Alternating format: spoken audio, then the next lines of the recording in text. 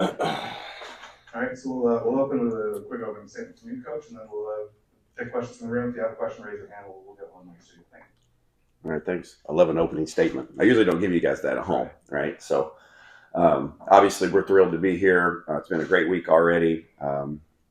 Love the way our guys have been locked in practices, both at the home site and here at the bowl game. I know our football team, just in general, super excited to play offensively. I think we're pretty healthy, and the guys have been really tuned into what's going on in the game plan, and obviously a tremendous challenge as we go to face South Carolina and their defense. Much respect for them, but I know our guys are excited to play, and we're looking forward to getting this game underway soon.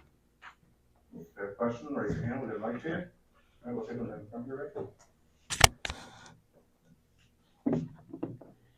Super Bowl period. What stands out to you about South Carolina's defense, Barry, and Luke? Same thing. Yeah, well, I mean, obviously, when you watch them on film, you just see a super well coached. Like you would think when you're playing a team in the Citrus Bowl, that's a 9-3 SEC team. You're playing. That's what you would expect to play somebody that is super well coached. It's got really good players across the board, and that's what you see. And I think you just, kind of as a team, just the big picture there. Obviously, I think the way they're playing the last 6-7 weeks of the season, playing as well as anybody probably in the country. And I think that starts with the defense and the way the defense tackles, runs the football, play really aggressive. They play within their scheme and they play really confidently. Yeah, I think Coach hit all those points. If you win 9 games in that conference, I was in it for 2 years and I lived in it forever. And if you win 9 games in that conference, you're probably a pretty good team. So defensively, they're a fast, physical, confident group. They trust their scheme really, really well, and they fly around, they tackle well, and very confident group. And I know they will be going into this game because of their success that they had. So it'll be a challenge for us, much like we faced all year. So we know that if we take care of, kind of what we do internally, I think we'll, be fine going into the game. So very excited for the challenge. We'll go to the right side on the other there. Michelle. This one's for Luke. How much was it announcing your decision to come back as early as you did? How much of that was to kind of clear the plate and let you kind of focus on, getting into this game, preparing for this game, then preparing for the future? Yeah, there's a lot that goes into it. I really wanted to make a decision, kind of sooner rather than later. Obviously, if I was playing the bowl game, that was a pretty good indication that I would probably be back. So, wanted to really just, get my feet pretty firm where I'm at. So, once I, kind of made a decision in my head and with my team that I was going to be back, the next step was to really, announce it, in this day and age. So that's kind of what you got to do, I guess. So, it was a no-brainer. I love being here. I love the coaches I do it with. Love my teammates. I love the community that I'm in. They've helped me in so many different ways, and really just want to be here as long as I can. So hopefully with this new NCAA rule, I can just keep coming back. So yeah, I really enjoy it. All right, we'll take one on the front left here. For both of you, but Luke, if you could start. I mean, we talked about obviously your growth on the field, but how have you grown personally in the last couple of years? And Barry, for you, what have you seen from him over the last few years? Yeah, it's been really a complete 180 just from I think me mentally. I think coming off of last season, I knew there had to be some sort of change to kind of get to where I want to go. I had struggles, obviously physically with my play, but I think those physical struggles were really a mental, kind of a spiritual, emotional thing, and I knew I had to do work there to really take a step, and I did with coaches like this, Coach Lunney and outside sources, pastors, psychologists, to really help grow my tools off of the field, and I think that's been the whole change. I think at the end of the day, my talents are my talents. The player that you see on the field today was really the player that you saw last year. It's just the confidence and the strength that I have spiritually and emotionally and mentally is really, gone to a place where I didn't think it could go. So, and that's just thanks to the people around me, and that's really why I want to be here. I'm surrounded by so many great people and people who know Christ and people who know me, and I really understand who I am as a person, and know I can just keep on taking it to new levels and new heights. So just had so much fun with it this year, and excited to keep moving forward with that.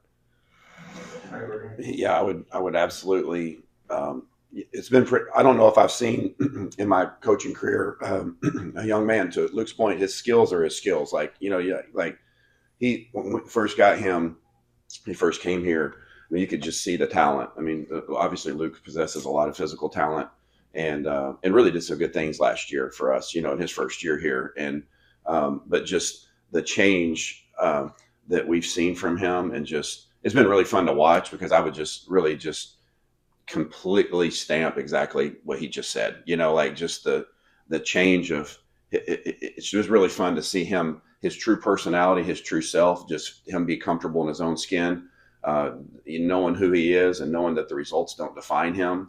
It has really, I think, allowed him to play with a great deal of freedom. It certainly understands the challenges and the responsibilities of being the quarterback of a Big Ten football program at a marquee university. He's really just just gravitated toward that role and just taking it to a new level. It's been fun to watch. Okay, we're going to take one here and then one on the right side. Barry, you've added a couple transfers to your offense here. What do you like about Ethan Hampton, with Luke at that quarterback position, and what does Justin Bullock add to you too?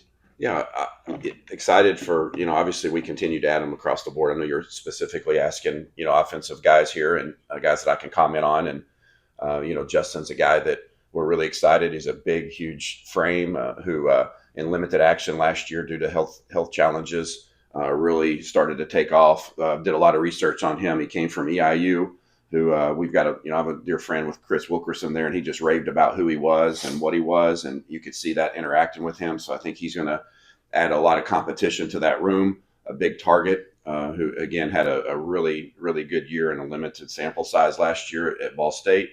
And then Ethan, when we set out and once we knew we were losing Donovan, obviously I kind of mentioned that at home, about how important it is for us to structure the room with experience and, and infuse that with young talent and compete. And, that's what Ethan wants to do. He wants to come here and compete.